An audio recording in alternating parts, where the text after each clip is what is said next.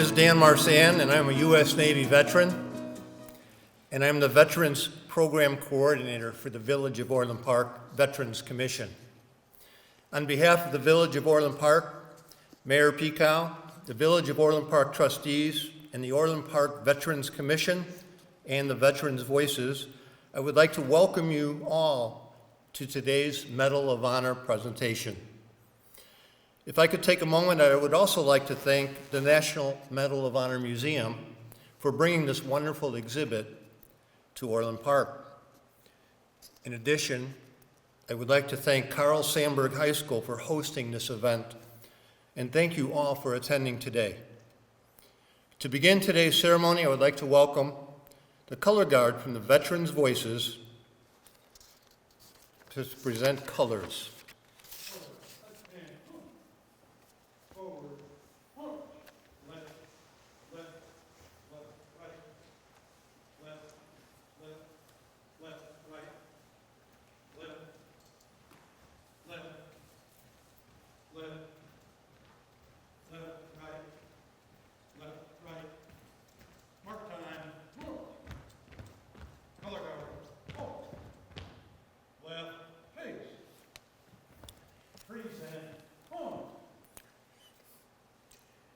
Now we'll say the Pledge of Allegiance.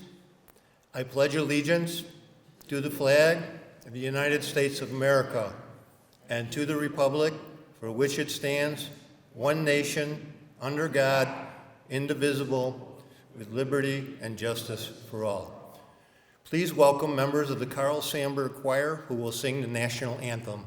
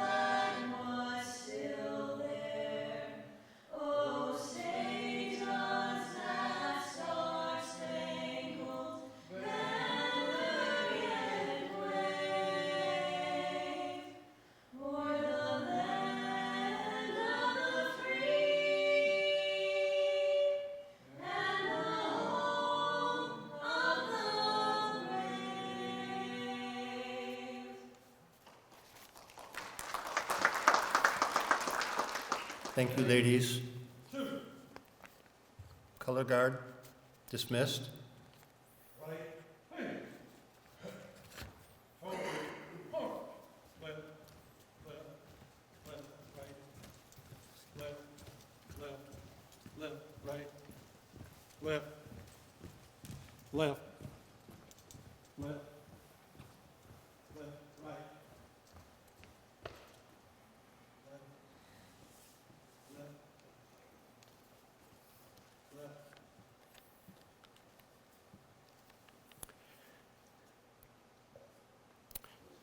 Thank you, Veterans Voices Color Guard. The members of the Sandburg Choir will now sing God Bless America.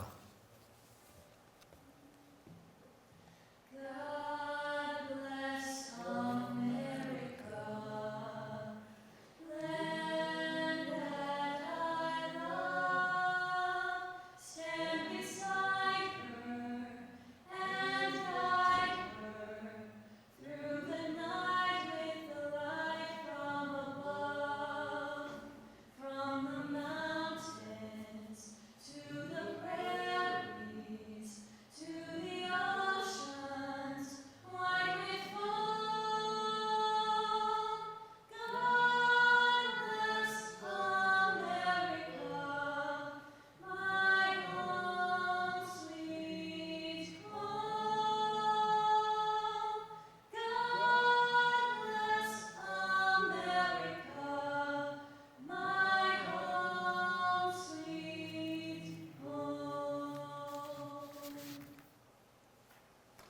Thank you very much.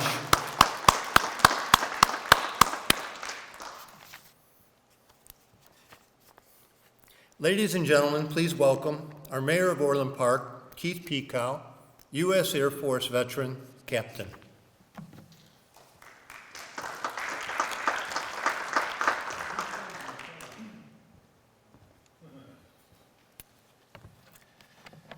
Good morning, everyone. I'm sorry that Alan Lynch is not feeling well, but I think he has a video here for you today, and that'll, I'm sure, be good for you to see. I would like to thank all of you for coming here today for our ceremony to tour the Valor Express and the Traveling Medal of Honor Museum. I have over 45 combat sorties, and I am fortunate that I lost no friends during those missions. I'm also lucky that flying in the F-15E, combat is not up close, personal, or hand-to-hand. Two of the people I'm closest to in the entire world, who are both naval officers, wouldn't have expected to see carnage up close and personal in their job either, but they did. My first cousin, who's the same age as me, was on the USS Iowa when it exploded and 47 crew members were killed. It was horrific to be standing at the door by the turret when the captain ordered the door sealed, which killed everyone inside, but saved the rest of the ship. My best friend that I grew up with right here in Orland Park was a Navy Seabee and was activated and sent to Iraq to oversee reconstruction. On his last day of a one-year tour, his Humvee hit an IED. He was lucky. He lived and suffered bruises and cuts, but he tells the story of helping to keep two members of his protection detail alive from the horrible injuries they suffered. These are two of my best friends in the entire world that I still talk to on a weekly basis. But even though these incidents are decades old, what I just told you is all that I know about them. They don't talk about them to me, and I don't ask. But I also know that they have both dealt with those issues in their own way, by speaking to whomever they needed to speak to. However, too many of our soldiers do not talk to anyone about the mental anguish they may be experiencing. Suicide rates for veterans are nearly double that the rest of the population. This is a preventable national tragedy. Please, if you know anybody that you think is suffering, please encourage them to talk to someone, anyone. All of these veterans are heroes, regardless of whether or not they receive medals for it. All of them and all of us who served took an oath of office that included the following: I take this obligation freely without any mental reservations or purpose of evasion.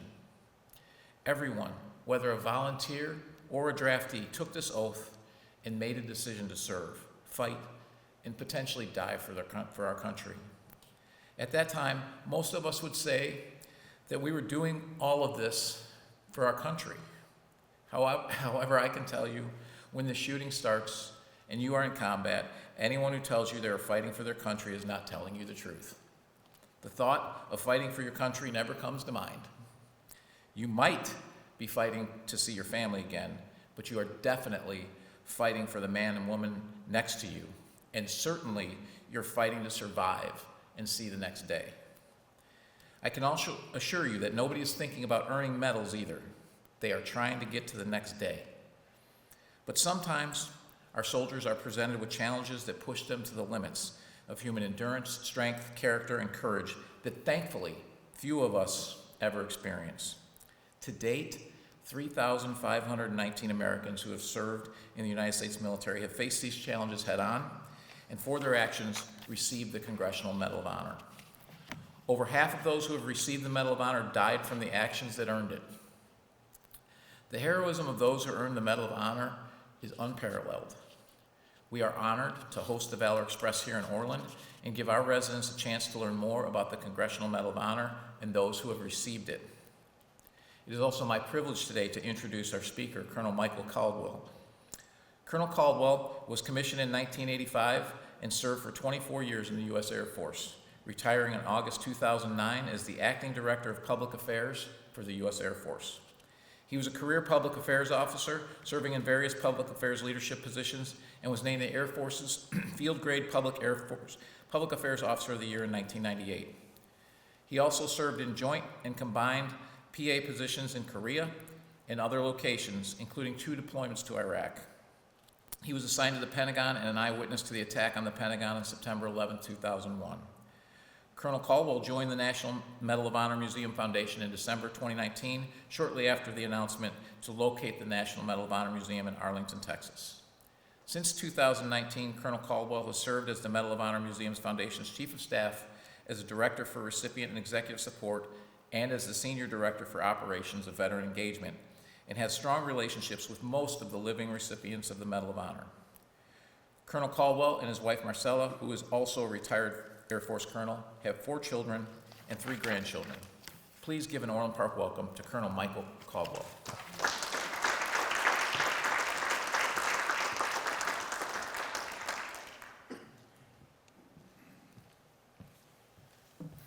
Well, thank you, Mayor, and aim high. Hi, I'm Mike Caldwell with the National Medal of Honor Museum Foundation in Arlington, Texas, and it is great to be with you today. We thank the Veterans Voices, the Orland Park Veterans Commission, for inviting us here. We've been working on this trip for about 6 months, and so we're very grateful that we could finally get to this great city to talk about the National Medal of Honor Museum and to meet with 900 of the most fascinating kids in America in 2 schools at Andrew and Sandburg. We spoke to 32 different classes. Let me tell you, they were attentive, polite, respectful, and asked great questions. And it's a blessing for us to be able to teach them a little more about the Medal of Honor. And I'd like to share a few things with you about the Medal of Honor and our National Medal of Honor Museum that we're building in Arlington, Texas. Arlington, by the way, is 20 miles west of Dallas. It is, and we're building the museum about 2 blocks north of where the Texas Rangers and the Dallas Cowboys play, just to give you some kind of context as to where we're building the museum. We are building the National Medal of Honor Museum for 2 reasons.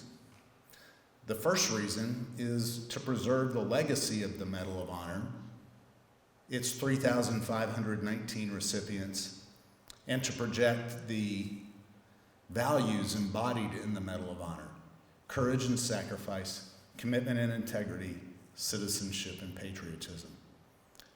The museum will be a biography museum. We will tell the life stories of the recipients, where they were born, how they grew up, some of the challenges they faced as a kid, why they joined the military. Of course, we'll talk about their military action in which they earned the Medal of Honor. And as the mayor was saying, unfortunately, half of the Medal of Honor recipients died in action earning the Medal of Honor. But for those who got to come home, what did they do in continued service for the nation with that medal around their neck? Continuing to serve our country with honor and character. And that leads to the second reason why we're building the Medal of Honor Museum. You see, when you learn about their stories, you learn they are ordinary people just like us, who in a moment in time, courage met circumstance, and they did something extraordinary. So we want everyone who visits the museum to see themselves in some story we're telling and be inspired to do more extraordinary things in their life too.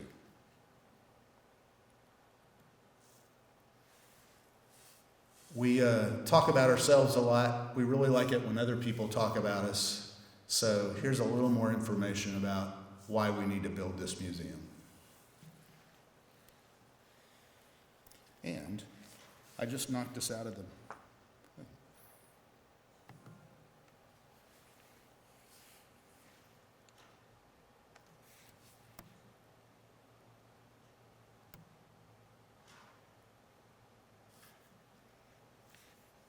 Sean, where are you? I don't know what's going on. I need to move the cursor out of the way, probably, right? Yeah, here. Okay, all right.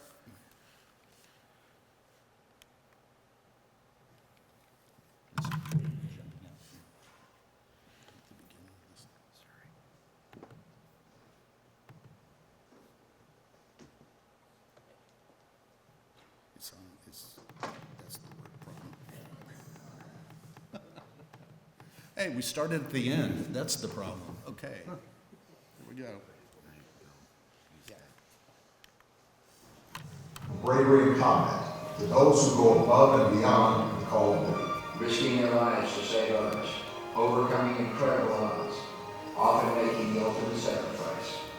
We salute these extraordinary men who will always be inspired by their heroism. When you look at the Medal of Honor recipient, you're looking at someone who has demonstrated gallantry under impossible odds.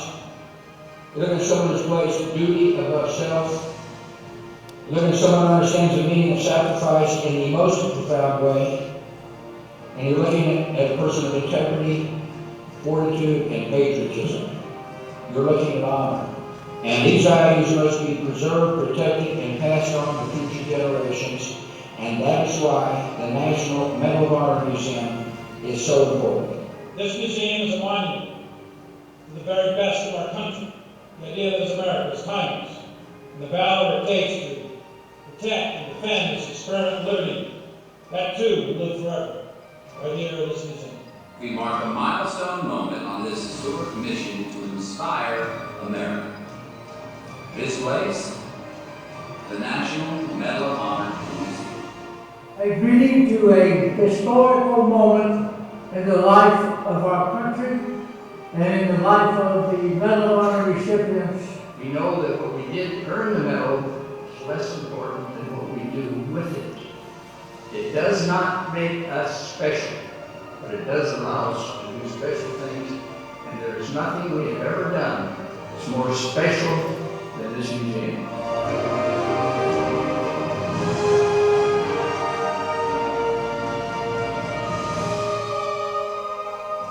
Let's all come together to build a museum in their honor. The National Medal of Honor Museum. On a mission to inspire America.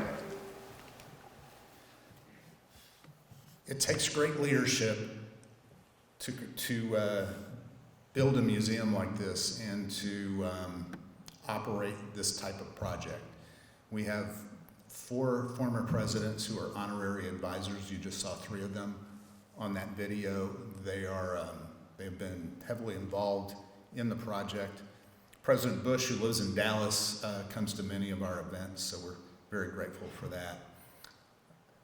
Our chairman of the board is Charlotte Jones, who is co-owner of the Dallas Cowboys. You're probably more familiar with her father, Jerry Jones, who is also owner of the Cowboys. Charlotte has been the driving force behind the awareness that we've been able to raise and also the fundraising that we've needed to build the museum. And she's a great person and great to work for, but over all of that, she's just a really good person. And our president and CEO is Chris Cassidy. He is a retired Navy SEAL. He retired as a captain a couple of years ago. He was also a NASA astronaut. So the last 17 years of his career, he served in the Navy as a NASA astronaut, a former chief astronaut at NASA, 3 different trips to space, 10 different spacewalks, and over a year of accumulated time in space. And he is also a great person to work with. A little about the history of the Medal of Honor. We all know that it's our nation's highest award for valor in combat that can be bestowed upon a military person. It was signed into law by President Lincoln in 1861 as the Civil War was starting. Since then, more than 40 million people have served in the United States military. As the mayor said, 3,519 recipients. So it's very rare. 19 of those recipients have earned it twice.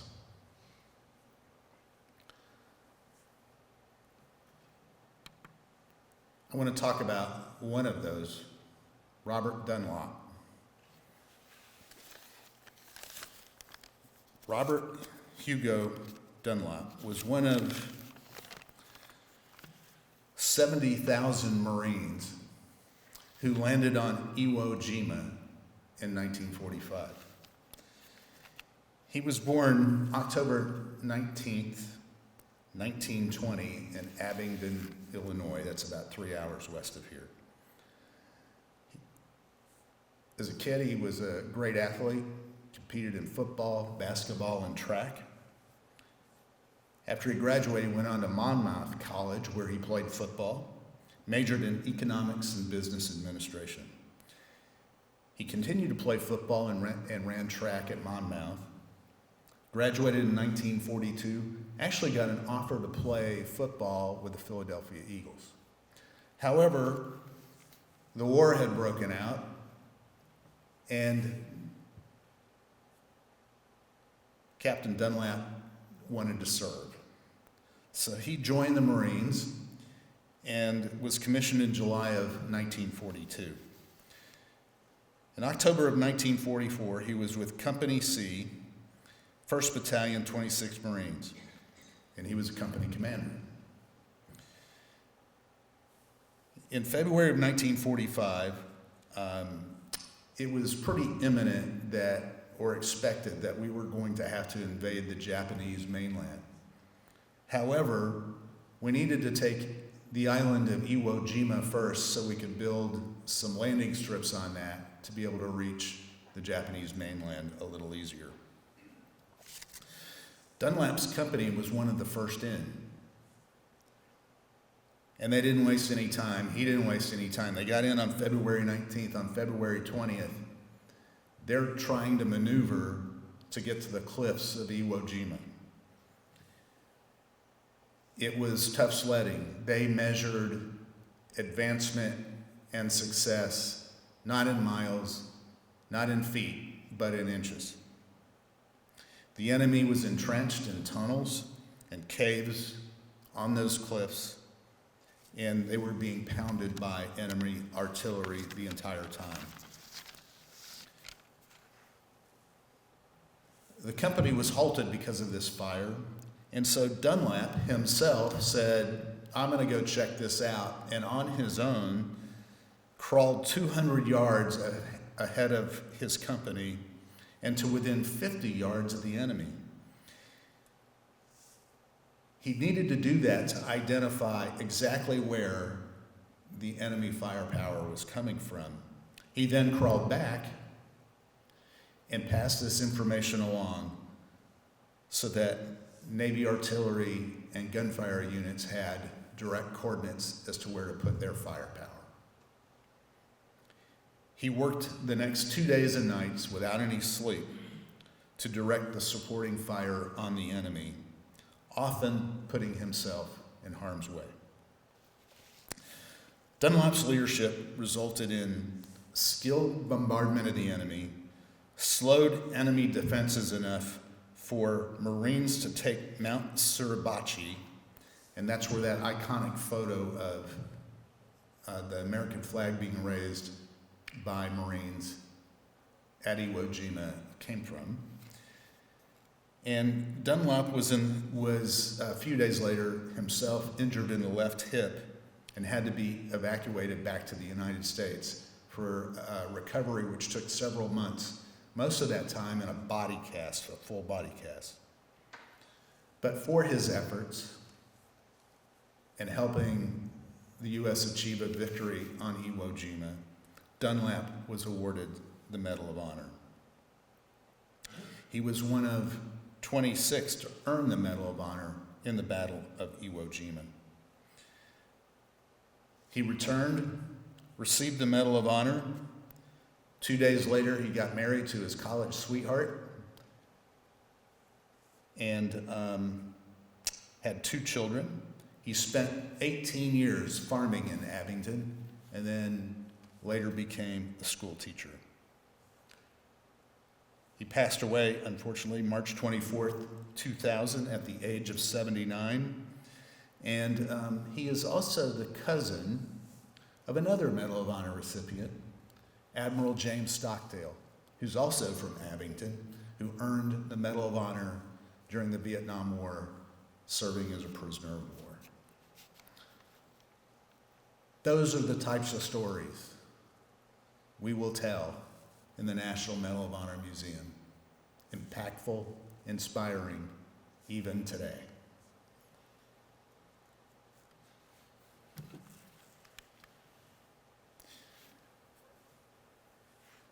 Our Medal of Honor Museum, National Medal of Honor Museum Foundation, actually has 3 pillars to our mission. We're not only building the Medal of Honor Museum in Arlington, Texas, we're building the National Medal of Honor Monument in Washington, D.C., and the National Medal of Honor Institute, which will be part of the museum. I'll talk a little bit more about those now. The National Medal of Honor Monument will be on the mall, National Mall in Washington, D.C.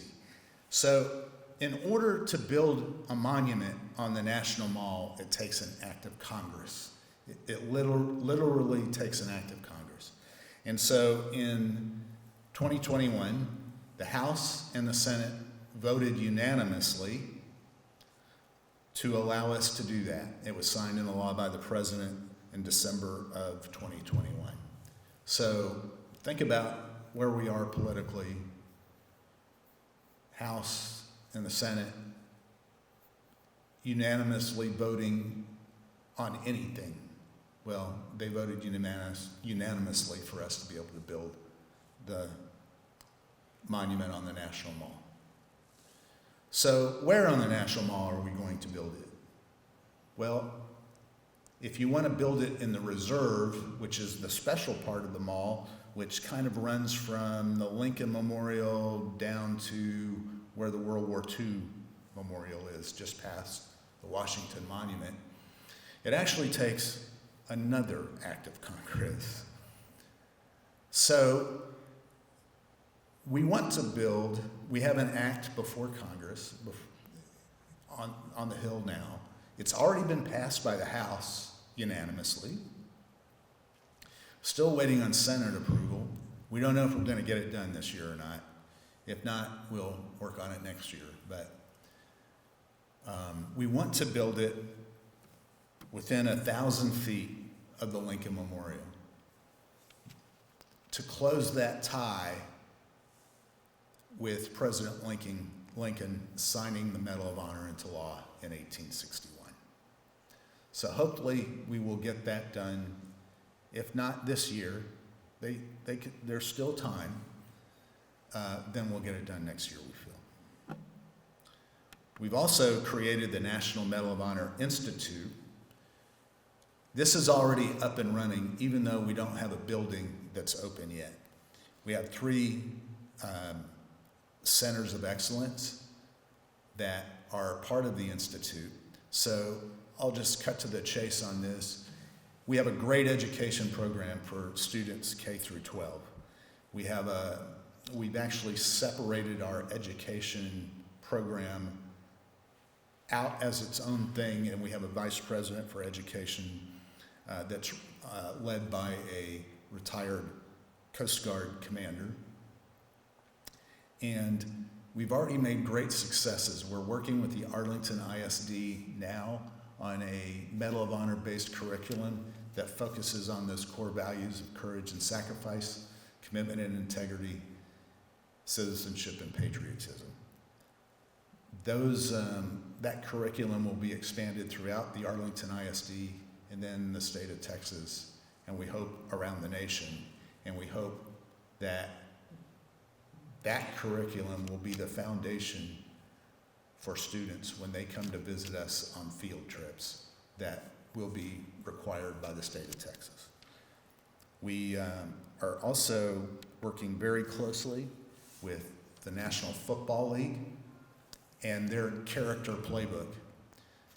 And we have 3 Medal of Honor videos in that character playbook already that reaches about 300,000 8th graders across the country that teaches them about how to handle issues in their life using the values based in the Medal of Honor.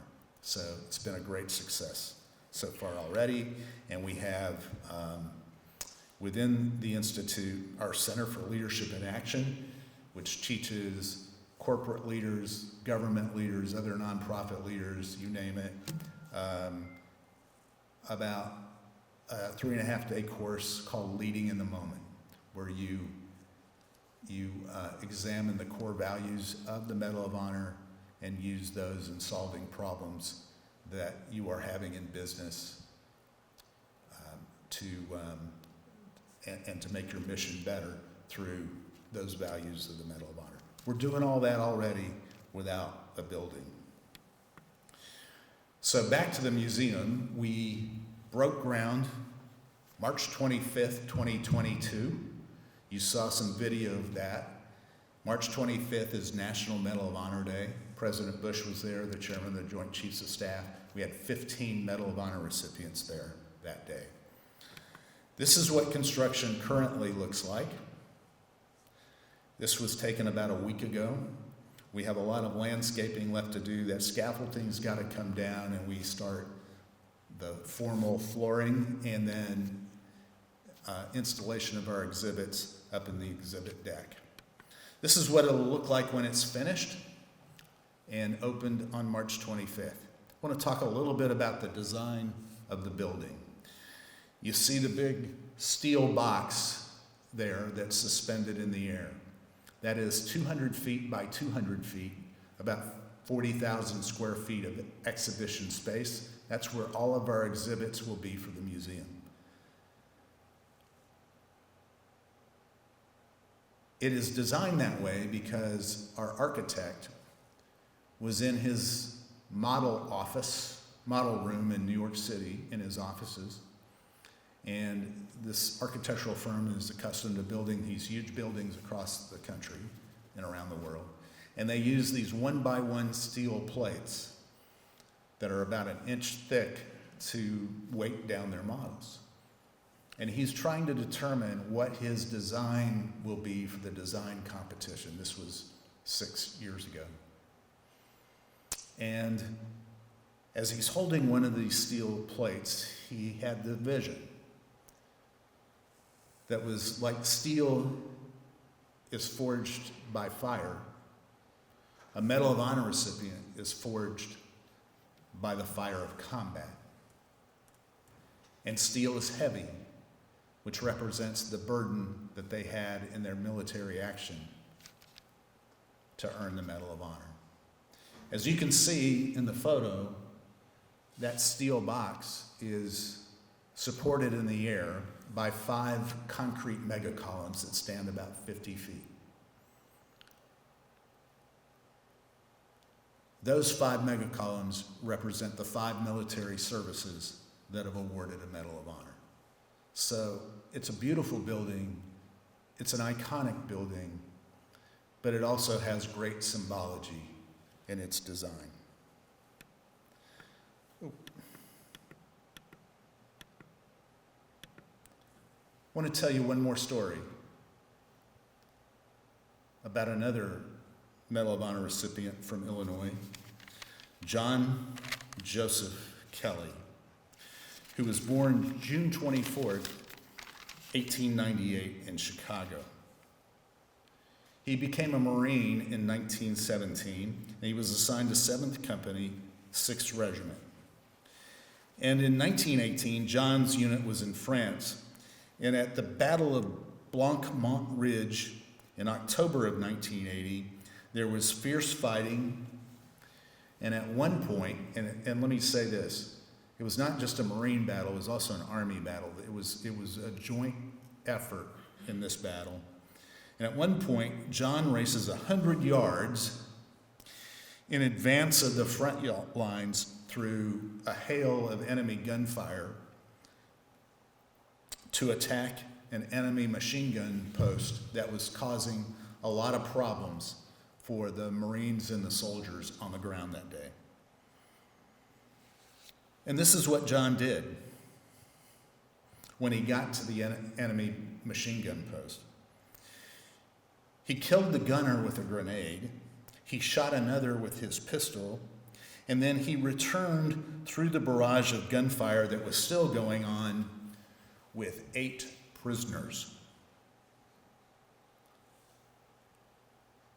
Because of that, John Joseph Kelly became a Medal of Honor recipient from the Army and the Marine Corps. He is one of the 19 who have received the Medal of Honor twice. He was discharged in 1919, and unfortunately, we don't know much about what he did after he was discharged from the Marine Corps.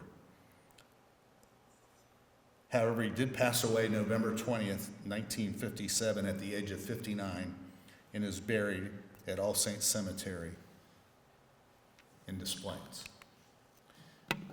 We're looking forward to being able to tell those very inspirational stories in this very one-of-a-kind museum that will use artificial intelligence, virtual reality capabilities to tell the stories. You'll have an opportunity to walk into a room, sit down, and have a conversation with a Medal of Honor recipient like he's sitting across from you. You'll be able to jump into a UH-1 UE helicopter, takes you back to Vietnam, where you can actually fly a combat search and rescue mission to rescue a downed soldier in the jungle. This will be a tremendous museum telling inspirational stories that we hope will inspire all Americans to do extraordinary things as well. As the mayor said, Alan Lynch was supposed to be here today, and unfortunately, he can't be. First of all, I want to show you this video as well. The Medal of Honor.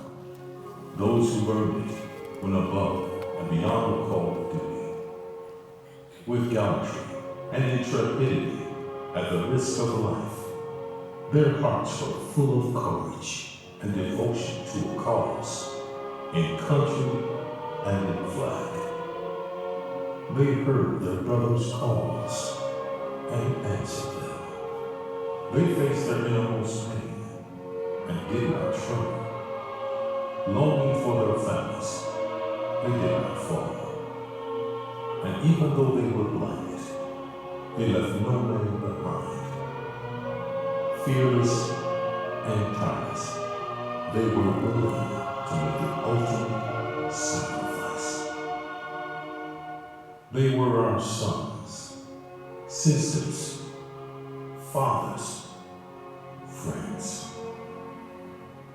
They never asked to be heroes, but heroes they were. And they taught us how to be strong, righteous, and brave. We don't know them all, but we owe them all. And though many did not return, they made home the land of the free, to lead lives of integrity, and to preserve liberty and justice for all. Through their actions, they show us the true meaning of citizenship, and above all else, patriotism. Their stories shall not be forgotten. Their stories shall be celebrated, witnessed, remembered, and told. They stood for our country. Join us in standing for them.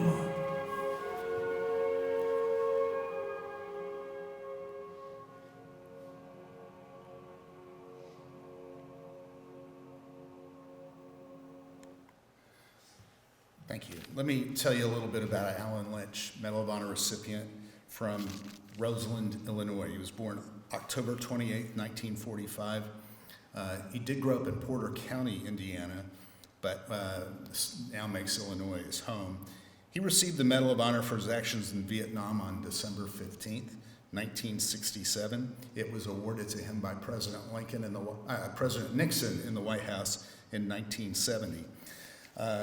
After he returned from Vietnam, he settled in Gurnee, Illinois, and he worked for the Department of Veterans Affairs and advocated for increased benefits for disabled veterans. My wife and I appreciate that very much. Then served as chief of the Illinois Attorney General's Veterans Rights Bureau, and he retired in 2005. So Alan continues to give back today, everywhere he goes, speaking about the importance of the values of the Medal of Honor. He's married with 3 children and several grandchildren. He really wanted to be here today, but could not due to an injury. But we do have a little message, a video message from Alan that we'd like to play now.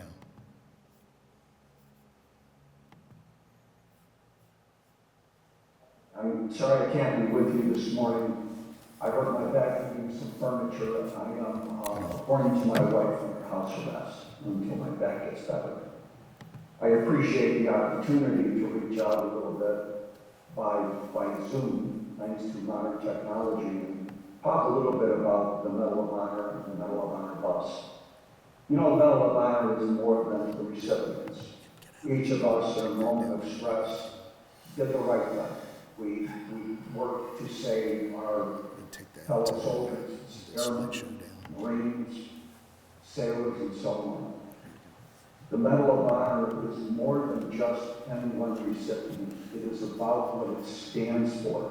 It's about selfless service, service over self. It's about sacrifice. All things that our country needs today. It's about putting others first. That's what our country's about, really. It's about we the people. That's what each one of us did on the battlefield. We put our buddies first. And we risked our lives. Some of us lost limbs, arms, legs. I remember the Medal of Honor recipient from Wisconsin was horribly struck by a flamethrower that exploded. We've lost so many things, but we did it in service to our country, in service to our fellow service members. Let's never forget that this country is about we the people, not about politicians, not about political parties, not about any particular movement. It is about we the people of the United States of America. It's about our Constitution that protects our rights. That's what we all take to support and defend, is our Constitution. As you go through this bus, you're going to read some of the citations of the recipients. Everything is about sacrifice, as you'll see. Many of us have gone on to live lives in service to our country and our fellow veterans. I encourage all of you, now whether you are happy about the election or sad, to realize that we are all Americans, no matter what color we happen to be, no matter what our political beliefs happen to be. It is all about we the people of the United States of America. Thank you for your time. Alan has a great story, and I think it's appropriate to really show his living history that talks about how he grew up and his Medal of Honor action. So with Sean's help, we're going to play that now.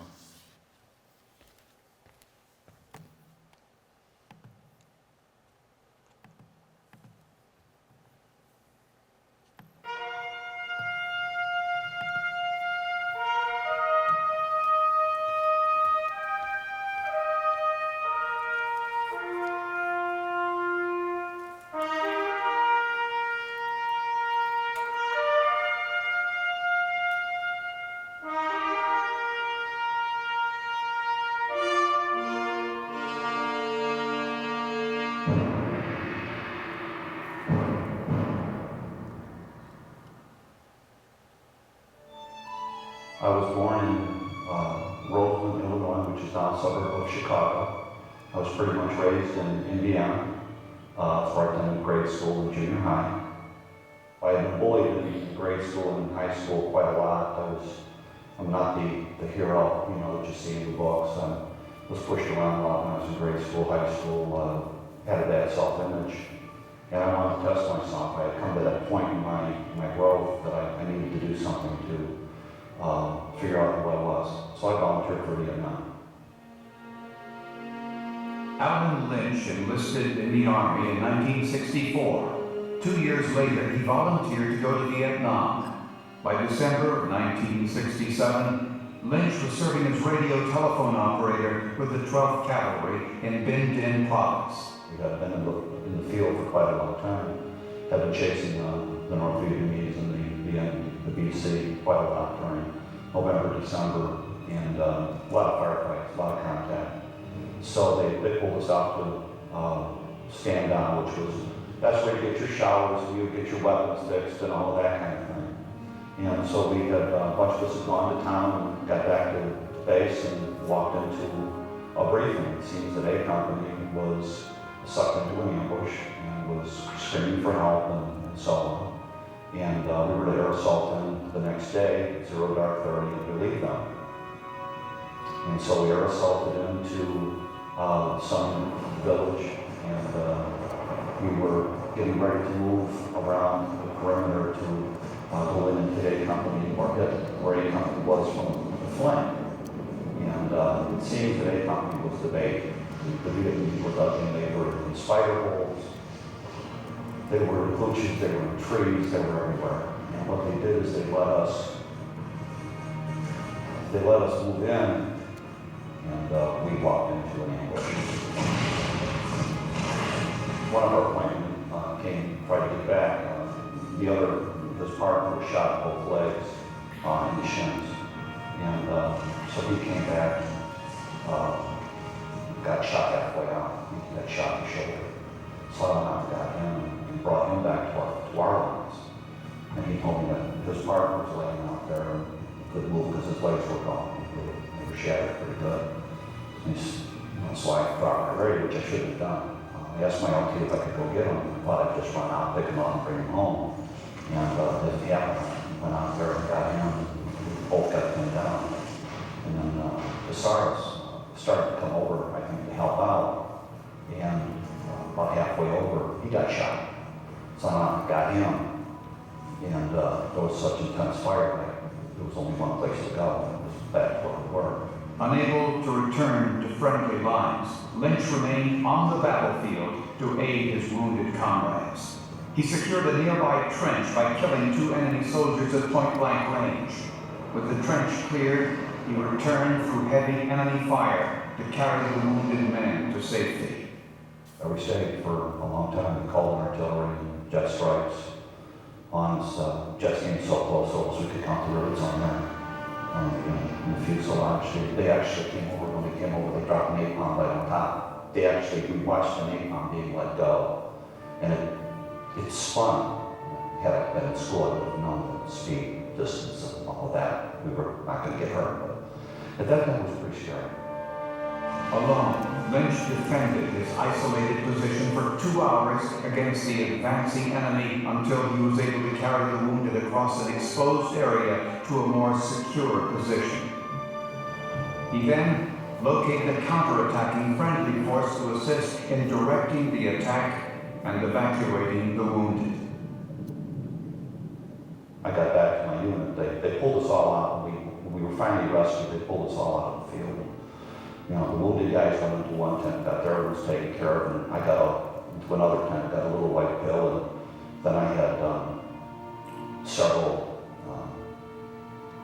liquid refreshments for a couple of days, and then I ended up back with my unit. Was standing down on another LZ, and he came back and told me they put me in another line. Then it got lost. Never heard anything about it before. You know, the day before I got married, I was notified I was going to get another line. I have a problem with my foot when I drive. It seems to press down the gas too much. So I was coming home, and I was followed by a police officer for like the last couple of miles. I turned, he turned, oh, friend, and I get a ticket and pull into my driveway. He pulls in right behind me. I get out, geez, officer, I'm sorry, what did I do? He says, is your name Allen Lynch? I said, yes. He says, like, is your social security number this? I said, yes. He says, call this number. And I'm like, what did I do? He says, it's a good thing. Just, I'll see you, goodbye, have a nice day, call that number. So I went into the house, I called the number, and I got some colonel. Alan Lynch, the same thing. He says, well, I have a great honor to tell you that you're going to be receiving the Congressional Medal of Honor from President Nixon on, I think it was Armed Forces Day in 1970. There were 12 of us that received the medal that day by President Nixon. I was so blown away when they put that medal around my neck. And I never realized the impact that it would have on my life. This is the representation of the very best that America has to offer. We are given the tremendous honor and privilege of representing the thousands upon thousands of men and women who have served our country, did wonderful, marvelous, heroic things, and never got recognized. And we carry this for them. It's not me. It's not what I did. It's what they did, and that wasn't recognized. And I think that's it's a tremendous responsibility. It's a tremendous honor to do this.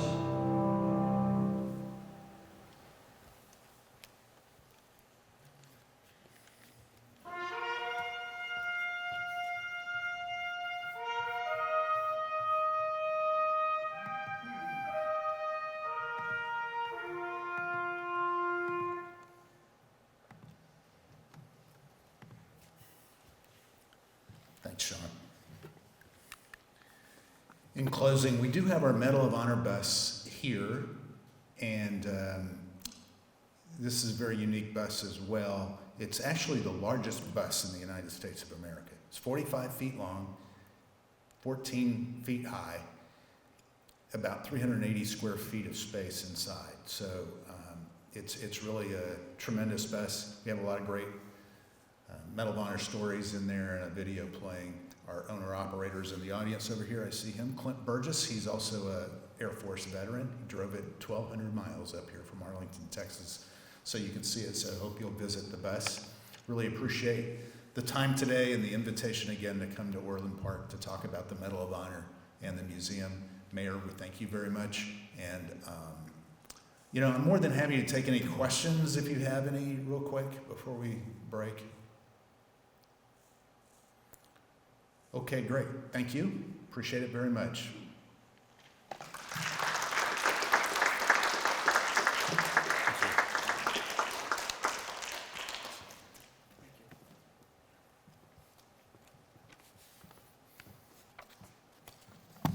Thank you very much, Colonel. So I'd like to thank all of you for attending today's event today. And I do want to say again, extend our gratitude to the National Medal of Honor Museum for coming here to Orland Park. And I also want to thank all of our sponsors, donors, and supporters for your generosity for today's event. Orland Park Veterans Commission, Veterans Voices Military Group, VFW, Weber Tesman Memorial Post 2604, American Legion Orland Post 111, Silver Lake Country Club, Apple Chevrolet, Bremen VFW Post 2791, Sons of the American Legion Squadron 991, Patricia and Mike Pusatera, and 3 generous donors who wish to remain anonymous. Special thanks to City Barbecue of Downers Grove for the lunch that will be served today, Freddy's Frozen Custard and Steak Burgers of Frankfurt for the wonderful desserts, and Patty B's for the beverages enjoyed by all. Again, thank you for coming, and again, thank you, Carl Sandberg, for hosting this. Have a great day, folks.